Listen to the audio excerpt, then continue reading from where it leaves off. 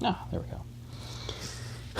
Hey, Andy. So I have no interest in being a YouTuber or a public figure, but I just happen to be bored on the internet, and Sargon hadn't posted anything good recently. So I'm like, okay, I'll try Andy, and it just happened to be talking about mental health, which is interesting because that's my field. I am a licensed therapist in the state in which I reside. I'm not going to give too much personal information here, but I've supervised mental health services for about 10 years. And I guess it might be relevant to mention that I did an on-call crisis rotation for a couple of years in which I would assess people for psychiatric hospitalization. Anyway, but that said, it was interesting listening to your concerns about that website. Betterhelp, I guess it is. There are several that do this, and I actually have a friend who does one of them. It's not Betterhelp, but it's a different one. So I kind of asked him some questions too, and I had considered it, but I haven't followed through on it partially because of some concerns that I'm actually going to mention, not with the sites themselves, but with the difficulty of providing the service. So I want to split that up because I think you have some legitimate concerns in there, and that's mixed with some illegitimate concerns, or more like a lack of recognition of the complexities of providing mental health services generally. So I made a list here of the various things that you said in the live stream, and I didn't see no harmful opinions thing other than what you posted. So I don't know if you said anything else. And honestly, I was only kind of going back and forth. So I hope I got everything. If I missed something, you can mention it, I'm sure, later. Also, I put a bunch of these things in the replies on your first or second video before the live stream. Anyway, but going down this list, one of your primary concerns was about rejecting clients, and that is entirely appropriate in terms of best practices even. If I have a client that has some specific set of needs that I'm not really good with, autism might be one. If somebody's, I'm just thinking myself personally, or eating disorders, that's a good one that could use an actual specialist. I mean, I'm licensed. I can certainly provide that service legally and in my state, but it's unethical for me to take on something that I should know better than, or I don't have enough expertise in. And or if I wanted to pick up somebody who had an eating disorder, I should seek further supervision. I should have someone else that is an expert and has provided more of that service to oversee me. So that's entirely appropriate to pass on or to reject certain clients for certain kinds of practice. But the follow-up on that is that I think your concern is you're expecting them to be providing a kind of service that I don't think they can do.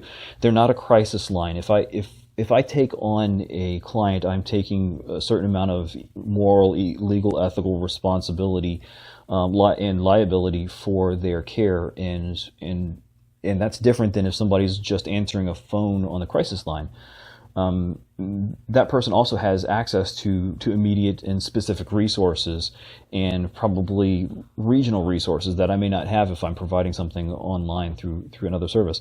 But that said, so when you gave the example of like, what if I'm getting ready to take some pills or whatever, you need to call a crisis line. You don't do the BetterHelp thing. That's just not, that's, and Philly D has said that in his advertisement. So that's entirely appropriate as long as people understand that. Now, what would work for an online therapy, and I'm not talking about the process yet because I do have some concerns about the process of doing online therapy, but what would be appropriate would be like somebody who has some trouble with anger issues, not homicidal ideation, just anger issues, or somebody who's trying to work through some grief, or working on some social skills or assertiveness training, something like that. I had an agoraphobic that I saw for a while and actually had to go to her house to begin working with her. That was actually, it's interesting too, because that was actually not technically a counseling service. So, okay, this is another section, but I might as well jump into it. So I guess the best place to start off with is, if I have a friend, I mean, people get into counseling because we are certain kinds of people in the first place. And then hopefully through the process of education and training, you perfect those traits in yourself, refine them so that you can better apply what you know, and better bring out the positive aspects of yourself. So the point being, if I have a friend who has some kind of problem or a tragedy or something happened to them, and I go to just support my friend, do you think I'm going to do something different? Am I going to be a different person than I would be in a therapy session? No, I'm going to say the same kinds of things. I'm going to make the same kind of responses because that's me. I mean, that's who I am. It would be inauthentic for me not to. The difference is, in that case, I'm not taking on that extra responsibility for client care. There are not the same kinds of expectations of confidentiality and one-sidedness that there are in other relationships. I mean, if as I provide therapy, it's a one-sided relationship, and should be. So those kinds of things are different, but I'm the same basic person. So what I was going to say about what I was providing at the time with the agoraphobic was actually a skill building service. It wasn't technically therapeutic, but at the same time, I'm a therapist. So am I going to do something different? I mean, it's more about how it's framed. We still engaged in a systematic desensitization process, worked on, she was not comfortable originally leaving her bedroom. I'm not going in there. So, but you start having sessions in the living room and they're, get comfortable there. Then we're going to be outside on the porch. And then we had her son, who was mostly an adult, take her to the next door neighbor so she could visit over there, and then worked her way to the Walmart and then into independence. And so that was the same basic process. Now, I was providing a skill building service, and so I'm writing this up in terms of independence skills, and that's essentially what it's doing, but it's the exact same thing you would do in therapy. It's just, it's the focus is different and the concern is different, but it's certainly both would be addressing the same kinds of needs. Actually, the skill building service wouldn't require a therapist to do it. It's just what I happened to be doing at the time. But so the point being that what you're necessarily calling something what you call something isn't necessarily that different based on what's being done. But that also brings me to my primary concern, which is more in terms of the assessment process and making sure that the services being provided are appropriate, rather than what it's called and what it can and some of the finer details. But I'll get to that in a second here. The next point I had was about the middlemen. You had concerns about licensed people. I mean, that's the question. If they're licensed, then that's all the site really needs to know, because they shouldn't be judging. If the person's licensed and they don't have any marks against them, they don't have any restrictions on their license or ethical complaints or legal charges that are going on at the time, that's really, and they are who they say they are, then that's really all that the site should be doing. It's really, it would be interfering with clinical practice, and if they were trying to judge whether this is a grade A therapist, although they can certainly say, we've had complaints about this person, get rid of them. But in general, that's basically all they need to do. Is this are they who they say they are? Are they licensed? Do they have any legal or ethical concerns right now about that? And then that's the extent of it. But acting as the middleman, what they're doing is, again, I don't know what they call themselves, but I would say that they're doing a screening process. And screening is much different than actually providing a service. So that's actually one of the things that Harmful Opinions, I think, said. I wrote down something of a quote here, but he was concerned about the assessment. I wrote down assessing needs versus clinical assessment. There's a difference there between saying I'm going to find out what you need in terms of screening process so I can filter you to the right place, versus what I would call a clinical assessment, which can be short or excessively long. I mean, they can be very long. A multi-hour process of every question you've ever wanted to know about anybody. I hate writing them up. Oh, gosh. Anyway, but point being that if they're just doing a screening process and they're just like, what kind of problems do you have? You have anxiety? Okay, we have these therapists who work with anxiety. Have you had any suicidal ideations recently? I would make that a rule out. Like, if you've had suicidal ideations in the recent whatever, or you think that may be something that comes up, you need to see somebody in person. Were I doing this kind of online screening process, that would not be somebody I would think would be appropriate for services. But So yeah, so I think he was getting a little confused because, I mean, I think their language was confusing because I think the difference would be a screening assessment versus an actual clinical assessment, which has clinical judgment and has the power of actual diagnosis behind it. I mean, the state says I am able to provide diagnoses. So based on that, that kind of assessment is different than just saying, hey, what are your problems? Let's hook you up with a counselor over here who says that they work with those kind of problems. So that's different. Number 5 I had. Oh, why not find a therapist on your own? Which actually, that sounds great, but I don't know of anybody that actually does that, or anybody that actually like advertises that they could do therapy online. And that's one of the things that I wanted to say too, that I think not only are they providing a screening service, but they are also providing electronic medical record.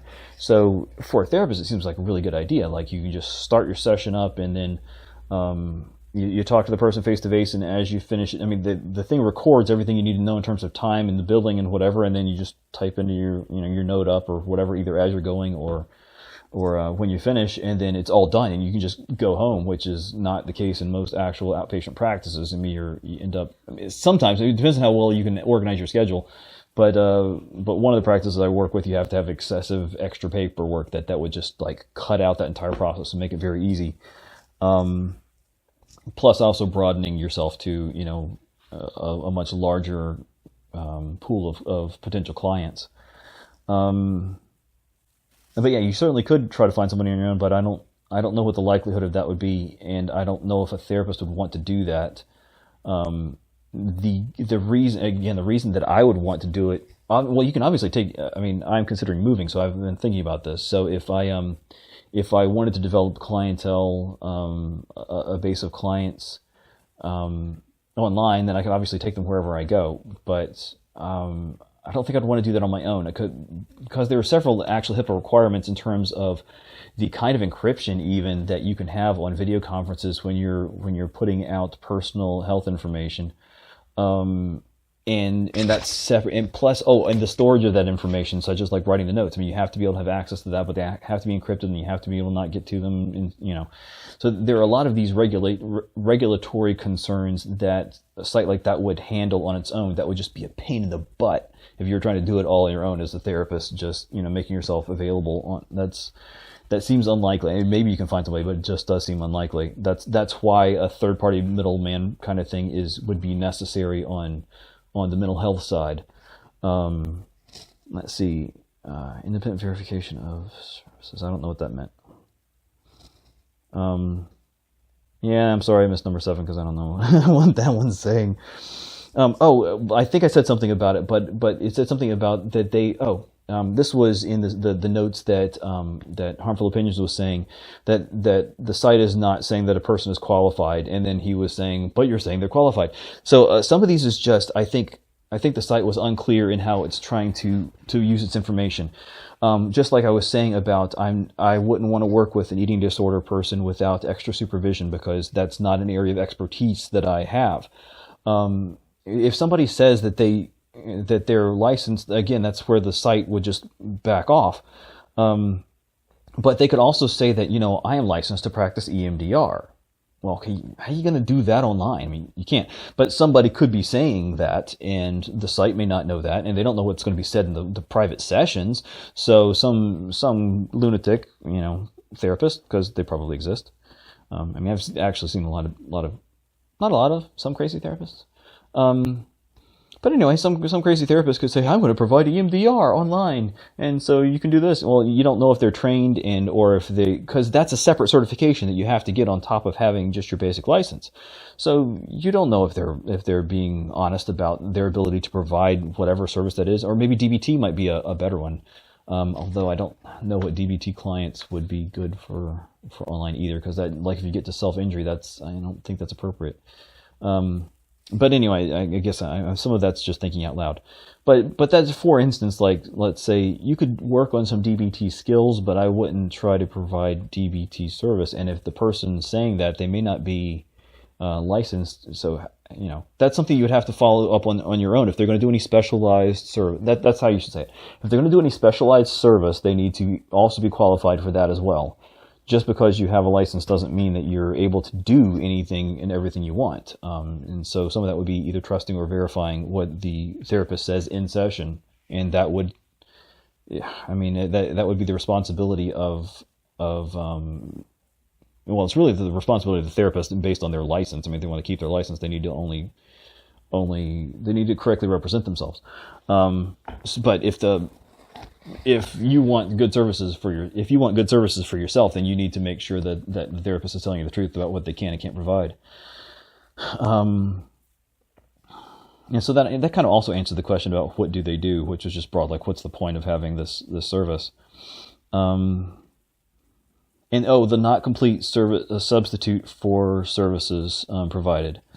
Yeah, that was at the 3 hour and 26 minute part where I guess Harmful Opinions was freaking out because it said it's not a complete service substitute for.